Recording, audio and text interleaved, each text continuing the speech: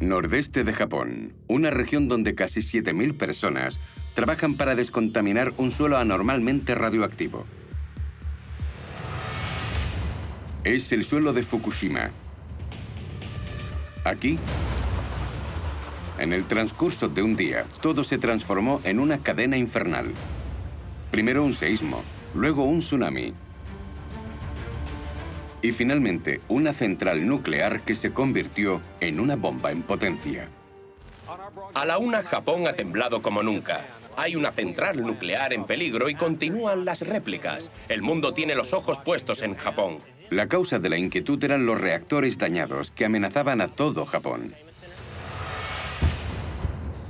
Oímos un ruido atronador. Nos miramos los unos a los otros preguntándonos qué era lo que había ocurrido.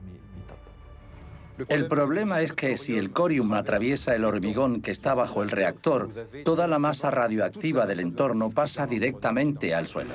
¿Cómo aquel 11 de marzo de 2011 este país símbolo de la modernidad y de la alta tecnología pudo transformarse en un escenario aterrador? ¿Cómo los sistemas de seguridad de la central saltaron uno tras otro? En el edificio de contención se fue acumulando vapor. Eso hizo que la presión aumentara considerablemente hasta tal punto que podía llegar a producirse una explosión. ¿Cómo la falta de organización precipitó esta tragedia?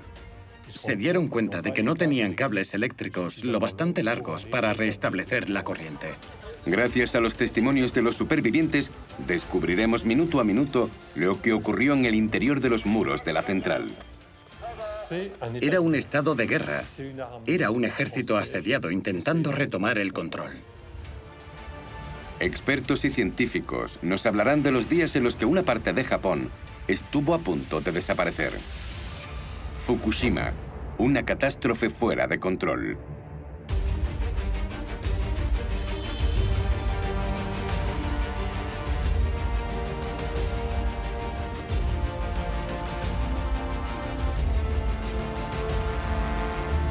Fuera de control, seísmo y tsunami en Fukushima.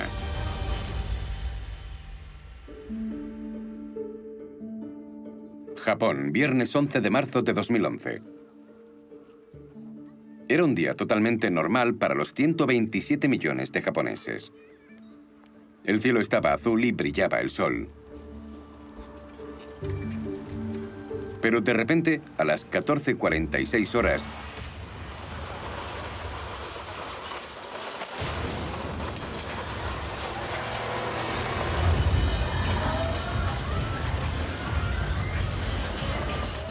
la Tierra tembló de manera continua durante varios largos minutos.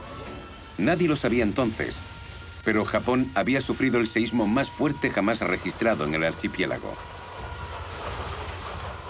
El seísmo de Fukushima fue de magnitud 9, comparable con las dos bombas nucleares de la Segunda Guerra Mundial. Una magnitud 5 es una bomba tipo Hiroshima. En términos de energía fue 10.000 veces más potente.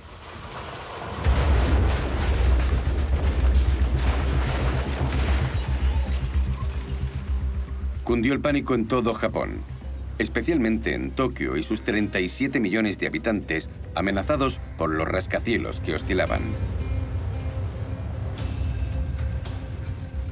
Empezó suavemente. Al principio creímos que se trataba de un pequeño seísmo, pero pronto tembló más fuerte y durante mucho tiempo. Eso caracteriza un seísmo: duración e intensidad. Pensé que el techo de la estación de metro se nos iba a caer encima. Un temblor de tierra de 2 minutos 30 segundos, seguido de numerosas réplicas. Sin embargo, a pesar de estas impresionantes imágenes, no sería aquí donde el seísmo fue más violento.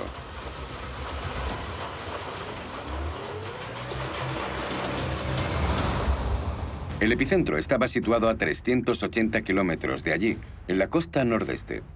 Es la región de Fukushima, que fue una de las más afectadas. Al igual que otros habitantes, Keiko Takahashi pensó que llegaba a su fin. Iba con los pies descalzos. Me agarré a un árbol. No sabía qué hacer. Estaba desconcertada y me preguntaba, ¿qué es esto? ¿Qué es esto? ¿Es el fin del mundo? Sin embargo, el país está acostumbrado a los seísmos. Japón se asienta sobre 3 placas tectónicas, placas en continuo movimiento, que amenazan constantemente al archipiélago. Está la placa euroasiática, que es estable. Una placa continental, que podríamos decir ligera. Y luego está la placa del Pacífico, que es una placa oceánica densa que tiende a sumergirse. Los seísmos son la fricción entre esas 2 placas. Imposible aguantar una fuerza así. Como en Tokio, muchas infraestructuras de todo el país se vieron afectadas. Pero nadie imaginaba hasta qué punto el seísmo tendría consecuencias dramáticas.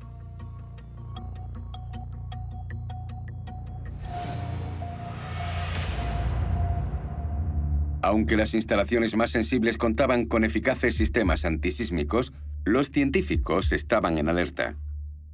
Su mayor temor: las centrales nucleares. Si uno de los 54 reactores repartidos a lo largo de la costa resultaba afectado, podía producirse una catástrofe. Una central en concreto preocupaba a las autoridades, la de Fukushima concretamente. Y no se trataba de una cualquiera. La central de Fukushima Daiichi era la más importante del país. Suministraba el 10% de la electricidad de todo Japón. En la central de Fukushima había 6 reactores, con lo que era un gran punto nuclear, y tenía en funcionamiento 3 de ellos. De los 6 reactores de Fukushima Daiichi, 3 funcionaban en el momento del seísmo. ¿Se habían dañado? Normalmente el sistema de seguridad debía haberlos protegido. Japón es un país situado en una zona sísmica, así que al instalar centrales nucleares hay que dimensionarlas, es decir, hacerlas de modo que resistan seísmos. Pero cuando decimos resistir seísmos, la pregunta es ¿a qué seísmos? Su seguridad la conoce bien Hideki Yagi, que trabaja para TEPCO, la empresa que gestiona la central. Cuando se produce un temblor de tierra fuerte, hay un sistema llamado SCRAM que detiene la central. La central Fukushima Daiichi contaba igualmente con ese sistema.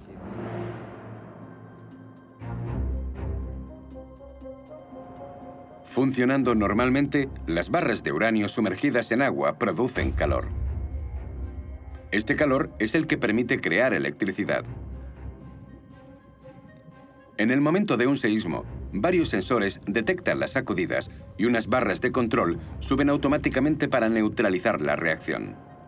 Es el sistema SCRAM. La reacción en cadena se detiene, excepto por un detalle. Aunque se haya detenido el reactor, no quiere decir que la energía térmica no siga ahí, así que hay que liberar esa energía. Hay que seguir refrigerando el combustible, que libera mucho calor, y para ello se necesitan agua y electricidad. El temblor de tierra había destruido la red eléctrica de la región. Por tanto, la central debía cubrir ella misma sus necesidades de electricidad. Puso entonces en marcha su propia energía por medio de generadores diésel. Normalmente los reactores se refrigeran así. La reacción de los reactores fue de libro. Los dispositivos de seguridad se pusieron en funcionamiento. Por tanto, TEPCO confirmó que la situación estaba bajo control. Pero lo que nadie sabía era que, en realidad, se iba a producir un hecho mucho más grave y estaba a punto de ocurrir.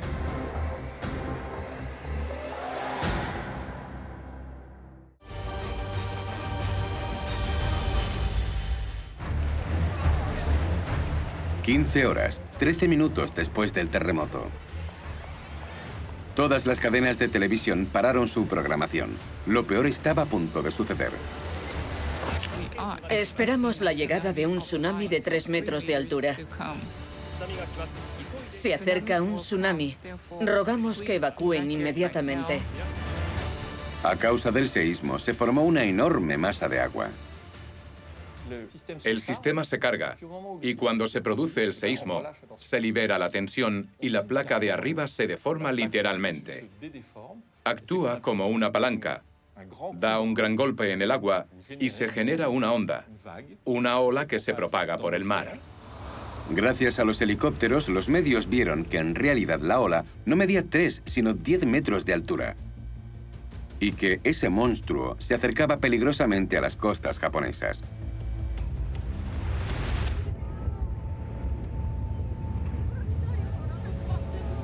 Imposible actuar.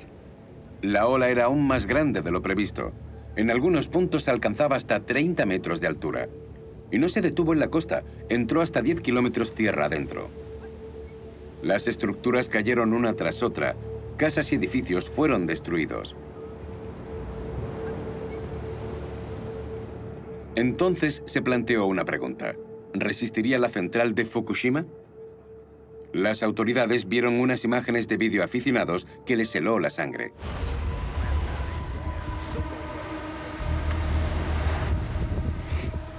Este vídeo muestra la fuerza de la ola cubriendo la central de Fukushima, aquí, en el centro de la imagen.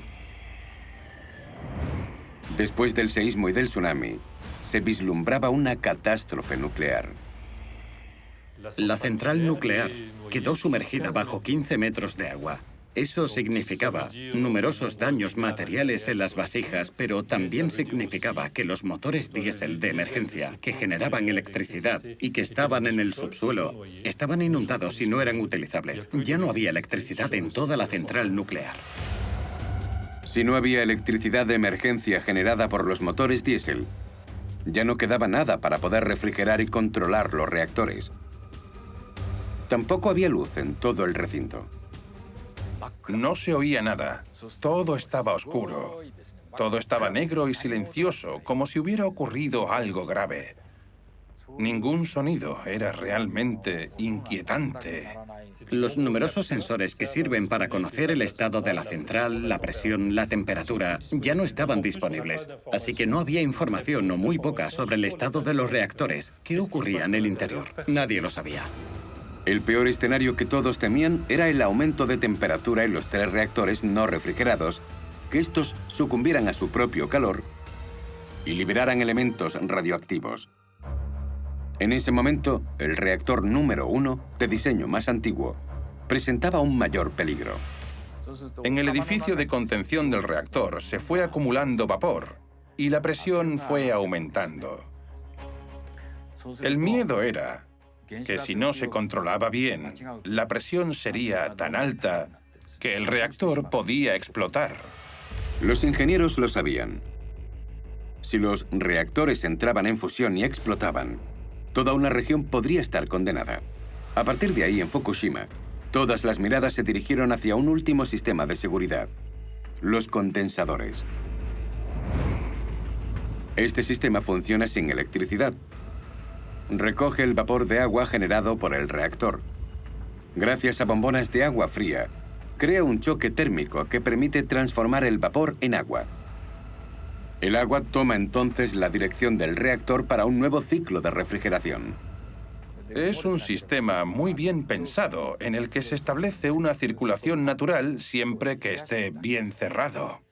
Eso permite ganar tiempo, pero es imposible a largo plazo. Por tanto, era realmente urgente llevar electricidad a la central. Pero el sistema no funcionaba más que 8 horas. Tras ese tiempo, si no se restablecía la electricidad, la central y todo el país sufrirían una catástrofe. Tokio, 16:46 horas. 2 horas después del seísmo, la situación dio un nuevo giro mucho más grave. Alertado por la empresa, el gobierno japonés, a través de su primer ministro, decretó el estado de emergencia por primera vez en la historia de Japón. Fukushima está solo a 250 kilómetros de la capital nipona y sus 37 millones de habitantes. Era necesario evitar una evacuación, o peor aún, un pánico generalizado.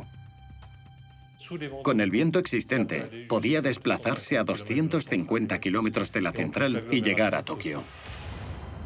Se temían las teorías más disparatadas. Se hablaba de una explosión de todas las centrales de la costa y de una dispersión masiva de radioactividad. No había tiempo que perder. El estado de emergencia había puesto en marcha una auténtica carrera contra el reloj. En ese momento, todas las esperanzas se centraron en los camiones generadores de electricidad. Gracias a ellos, los reactores debían volver a la normalidad. Pero no se había previsto ningún protocolo con anterioridad, lo que tuvo consecuencias desastrosas y casi increíbles. Los camiones tardaron en llegar a la central de Fukushima Daiichi.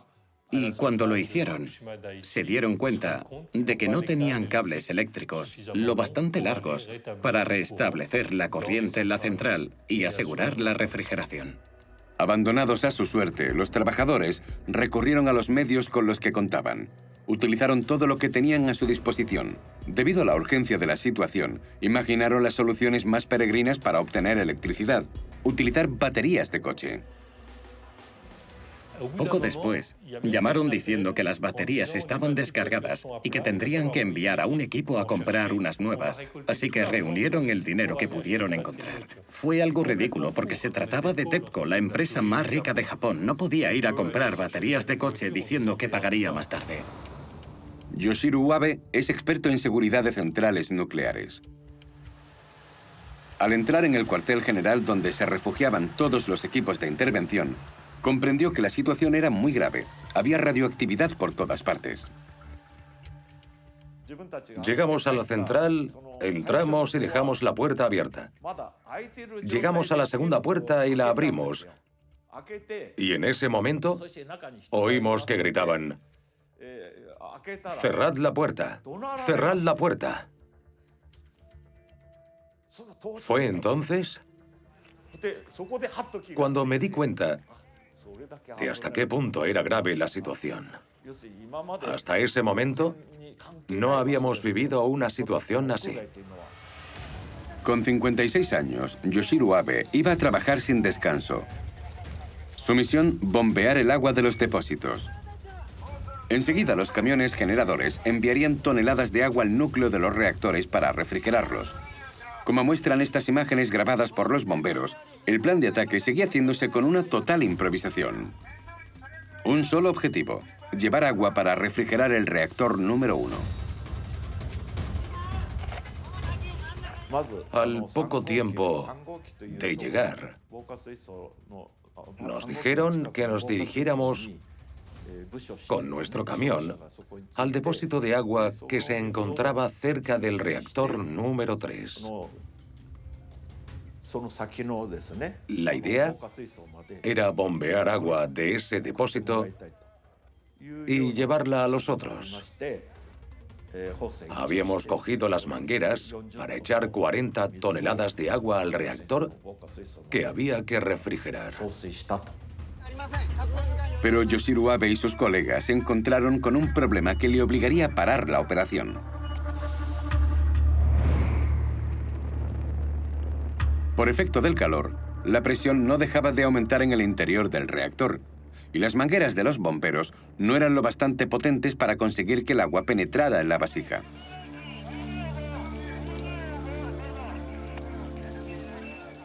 El reto era encontrar un buen equilibrio de la presión para permitir que el agua llegara al interior, que llegara al combustible para refrigerarlo.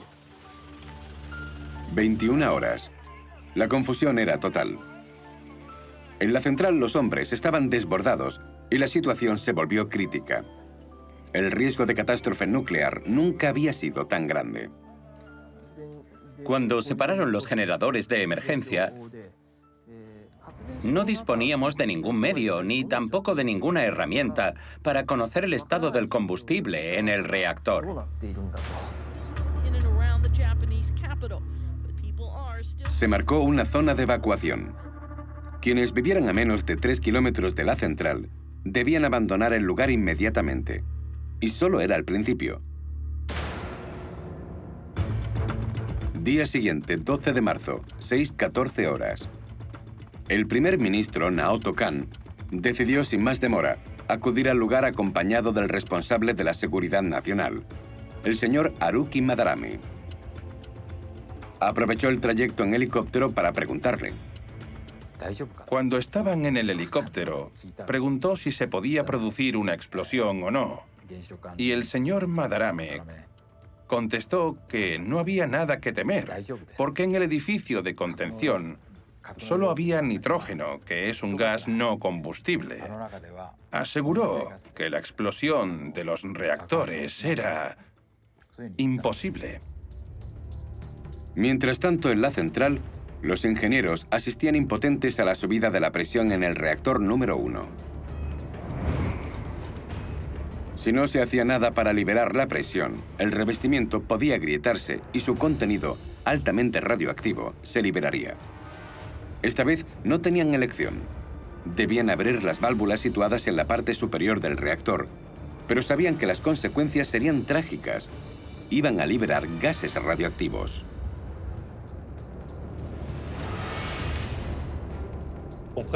Era preferible hacer una expulsión controlada que arriesgarse a la explosión de la última protección, que era el edificio de contención. Era impensable autorizar la expulsión de partículas peligrosas hacia poblaciones situadas en las zonas cercanas. Pero la situación era realmente crítica. Si no se tomaba esa decisión, podía ocurrir algo peor. Como muestran estas imágenes grabadas en el interior de la central, la ausencia de electricidad impedía a los ingenieros abrir la válvula a distancia. Solo había una solución, y era muy peligrosa.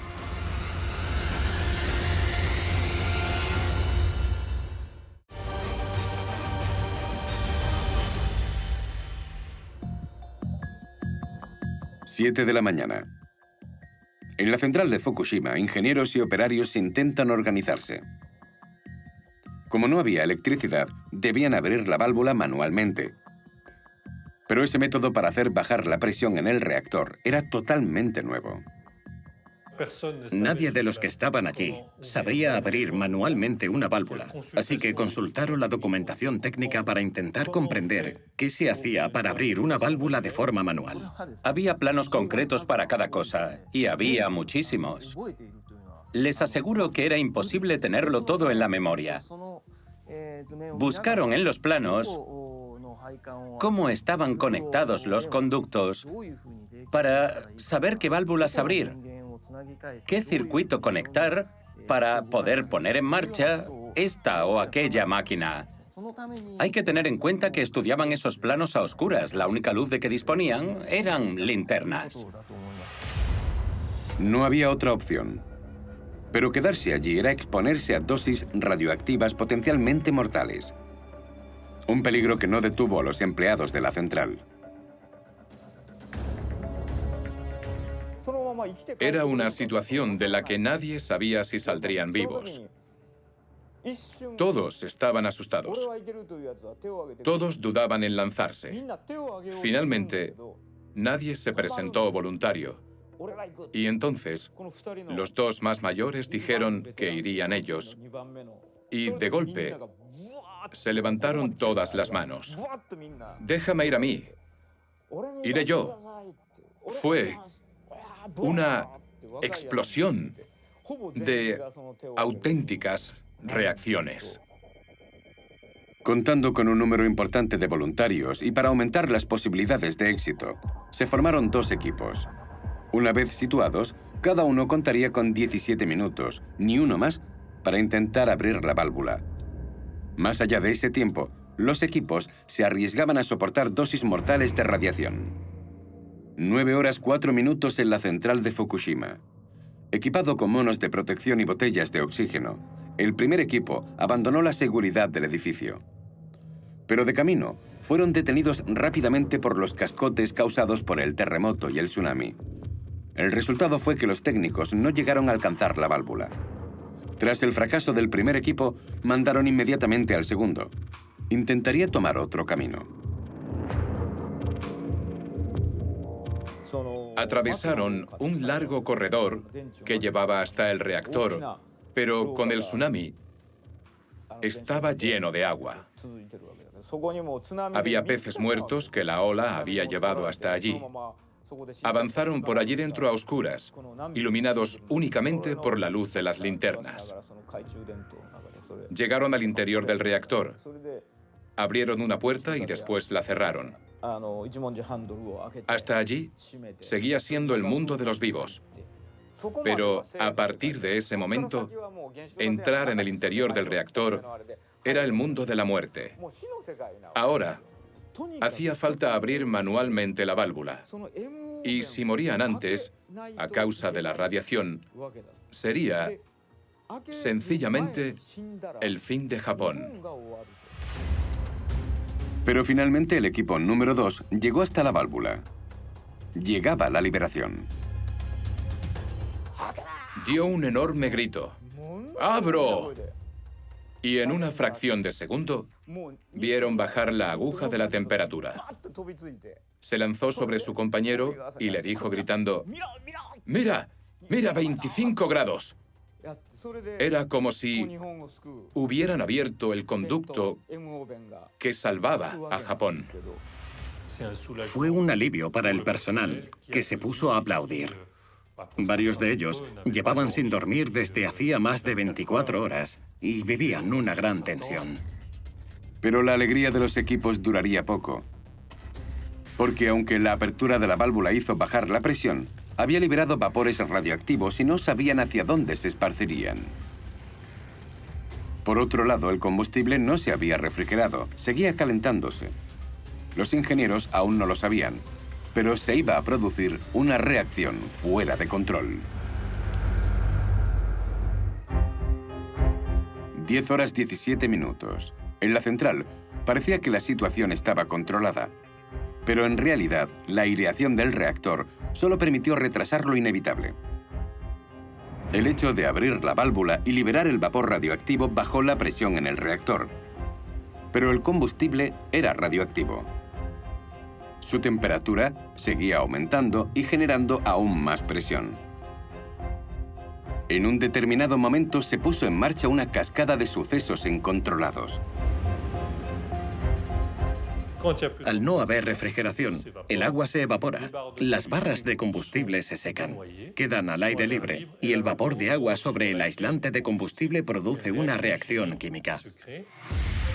En el interior del reactor, todas las materias entran en fusión y forman lo que los expertos denominan corium, una mezcla altamente radioactiva de 2800 grados, 2 veces más caliente que la lava. Al colarse hasta el fondo de la vasija, lo funde, lo atraviesa y cae al edificio de contención sobre el hormigón que hay en la base del edificio. El problema es que si el corium atraviesa ese hormigón que está bajo el reactor, que son varios metros, la masa radioactiva pasa directamente al suelo. El corium representaba un importante peligro, sobre todo en Fukushima. De hecho, la central está sobre un suelo directamente en contacto con el agua del mar. Si esa mezcla altamente radioactiva conseguía atravesar el hormigón de la central, la amenaza podría sobrepasar ampliamente Japón y extenderse a otros países del Océano Pacífico. Pero eso no era todo. En el reactor, mientras se formaba el corium, otros fenómenos físicos producían la creación de un gas, el hidrógeno. En contacto con el aire, el hidrógeno es extremadamente explosivo. Y bajo el efecto de la presión, comenzaba a escaparse peligrosamente de la vasija. A partir de un 4% de hidrógeno en un recinto donde hay aire, hay riesgo de explosión. Y exactamente a las 15 horas y 36 minutos...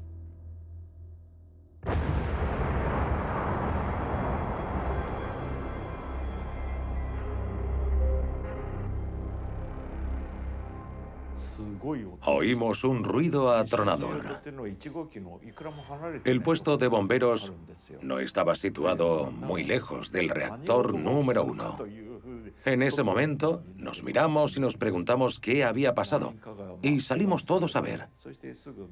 Muchas personas resultaron heridas y fueron inmediatamente evacuadas.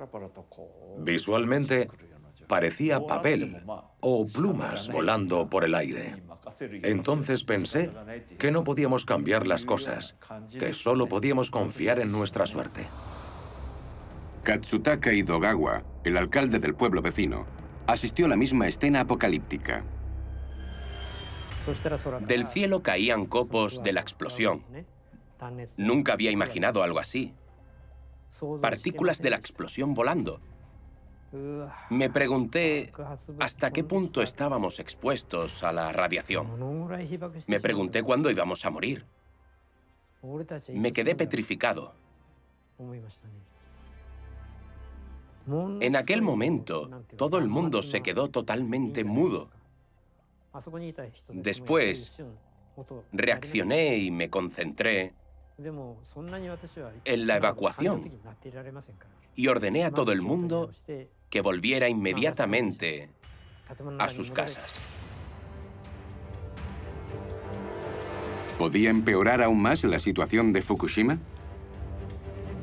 En la central nadie había imaginado que el reactor número 1 pudiera explotar. Ahora todo el mundo temía una sola cosa: una fusión en los otros 2 reactores. Al igual que en el reactor número 1, si la refrigeración de los reactores número 2 y número 3 no funcionaba, también se podía producir una explosión de hidrógeno. Creo que todo el mundo pensaba en eso. Preocupaba un reactor en concreto, el número 3. Era el más peligroso, porque contenía tanto plutonio como uranio. Esta mezcla de alto riesgo tiene un nombre: MOX. El MOX. El plutonio es más tóxico en caso de dispersión. Es más peligroso y se fusiona más fácilmente. Su temperatura de fusión es más baja. Así que el riesgo de fusión llega más rápidamente y las consecuencias pueden ser más graves si no se consigue mantenerlo confinado. El personal de Fukushima no tenía otra elección. Debían mantener confinado el reactor número 3. Lamentablemente, de nuevo, las cosas empeorarían.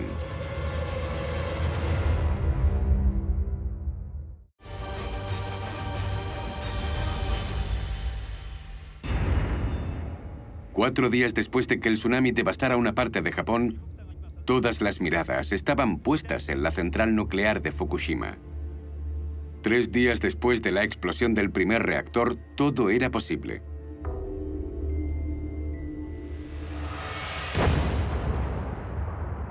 A las 11:01 del 14 de marzo se produjo lo impensable. Una explosión hizo volar el edificio de contención del reactor número 3 y la cubierta de la estructura reventó totalmente. ¿Qué se podía hacer? El personal de la central no tenía la respuesta y carecía de medios para enfrentarse a ese enemigo invisible. Era el mes de marzo. Hacía frío y no había alimentos. No había electricidad. Dormían en la oscuridad, en el suelo. Tenían raciones de supervivencia que les había enviado el ejército. Así que era un estado de guerra. Era un ejército asediado intentando retomar el control.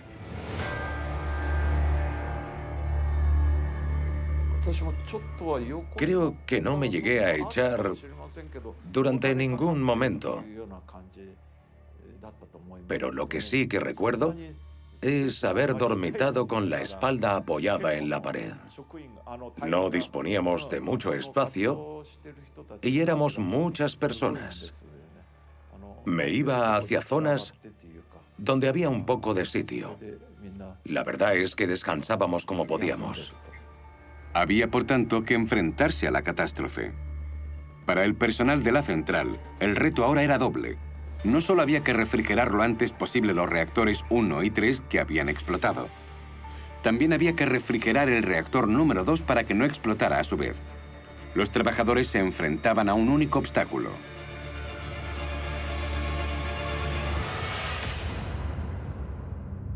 Tras 4 días de lucha encarnizada, apenas quedaba agua para refrigerar los reactores.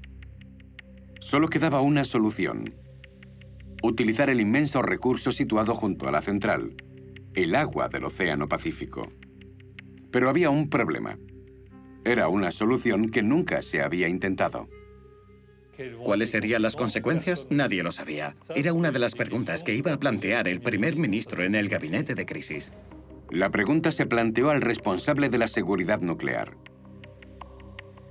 Cuando le preguntaron si el reactor corría peligro con la inyección de agua marina, contestó como un científico que no existe el riesgo cero. Aunque fuera una probabilidad ínfima, no era imposible. Solo las autoridades estaban preocupadas. A través de otros, al primer ministro le llegó la información de que se corría un gran riesgo y que había que detenerlo. El director de Fukushima estaba abrumado, pero sabía que no había otra elección. Su posición no era fácil. ¿Qué pasaría si decidía echar agua del mar? Entonces pensó, en el punto en el que estoy, no hay más opción. El director de la central notificó la prohibición de echar agua del mar. Pero ocurrió algo increíble, y más en Japón. Decidió desobedecer a la jerarquía. Se dirigió a la sala de comunicaciones, tapó la cámara de vigilancia con la espalda y dijo: escuchad, es evidente que va a llegar una orden procedente de la dirección para detener la inyección de agua del mar. ¿Qué? ¿Qué vamos a hacer? Eso sería el fin de Japón. Escuchadme bien. Cuando llegue la orden, la respetaré, pero no la aplicaré. Transmitiré la orden de interrupción y vosotros solo tendréis que decir, entendido. Solo necesitamos que se transmita la imagen. Verán que la orden ha sido bien recibida y que se va a aplicar. Pero en realidad, no haremos lo que dicen. Seguiremos con la inyección de agua del mar. De acuerdo. Pase lo que pase, debemos seguir con la inyección de agua del mar. Sea cual sea el contenido de los cambios que se indiquen en la teleconferencia, ignoradlos. Informad de esto a todos los equipos. Con el agua del mar, había que refrigerar los reactores destruidos, pero también mantener la temperatura del reactor número 2, que a su vez amenazaba con explotar. Pero llegados a este punto, ¿no era ya muy tarde para que esa solución pudiera funcionar? El 15 de marzo, hacia las 6 de la mañana, ¡boom! Se produjo una explosión con un tremendo estruendo y de pronto la presión en el edificio de contención del reactor número 2 bajó a cero. En realidad acababa de explotar. Había ocurrido lo peor. Finalmente sucedió lo imposible. Los 3 reactores acabaron explotando. Y no acababa ahí. La sucesión de tragedias iba a continuar.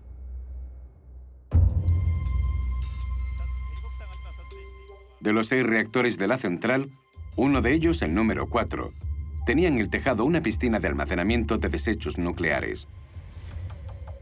5 días después de la parada de los sistemas de refrigeración, el agua de la piscina había pasado de 30 a 85 grados y empezaba a evaporarse peligrosamente. A medida que el agua de la piscina se iba evaporando, el combustible se iba calentando. La consecuencia fue que la temperatura aumentó de golpe. No tenían una idea clara ni sobre el momento, ni sobre la temperatura en que las cosas podían cambiar. La única cosa que estaba clara era que con el calor se formarían en el aire partículas radioactivas, y el mayor riesgo era que esas partículas escaparan del edificio de contención. Cuando se trabaja en el mundo nuclear, hay que pensar en este tipo de cosas. Todos los parámetros deben ser tomados en cuenta.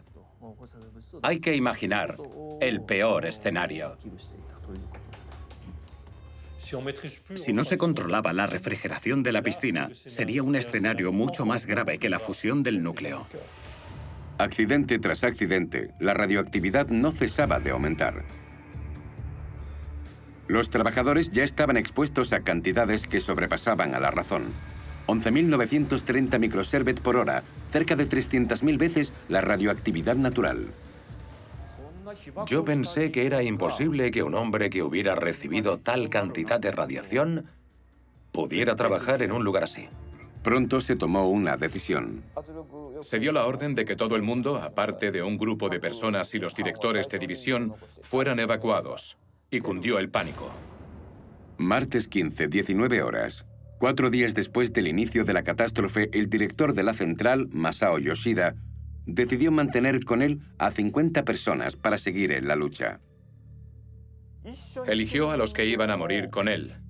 Si el primer grupo moría, se enviaría un segundo, y así sucesivamente.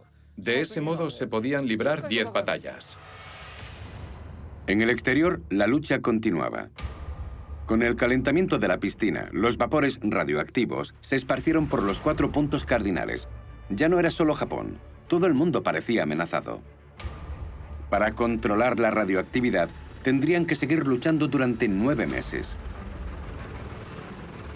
El objetivo era echar agua para inundar el corium, tratar de refrigerarlo, bloquearlo donde estaba.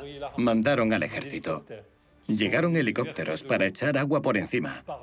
Pero el índice de radioactividad sobre los reactores era tal que no podían acercarse. Era como apagar un incendio con una taza. Un trabajo duro y especialmente arriesgado. Encima de los reactores, los pilotos disponían de una fracción de segundo para lanzar el agua. En total, más de 5.000 hombres presentaron batalla en el frente de Fukushima para finalmente intentar reducir el fuego de la central, convertida en un infierno nuclear.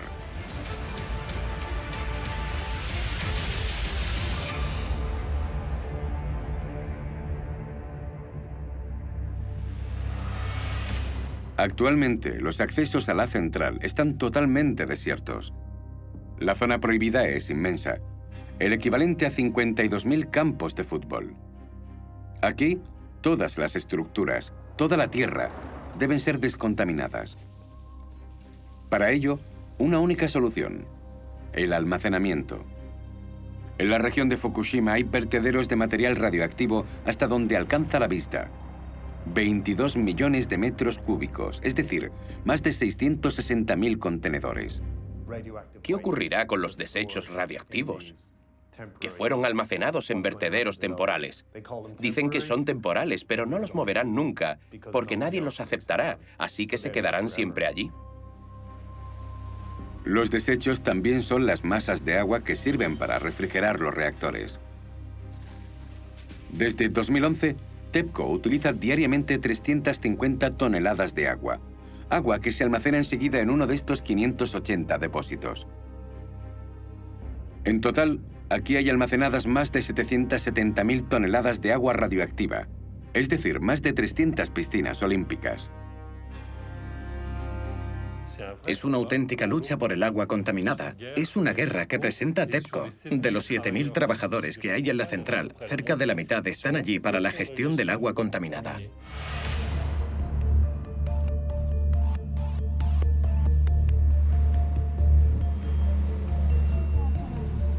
Pero sobre todo a nivel de salud, los daños son aún más graves. Se calcula que 32 millones de japoneses han estado expuestos a esa radioactividad y se temen 10.000 casos de cáncer en los próximos 10 años en la zona contaminada, 200 veces más de lo habitual. Harán falta aún cientos de años para que la tierra de Fukushima deje de tener las cicatrices de una catástrofe que actualmente sigue fuera de control.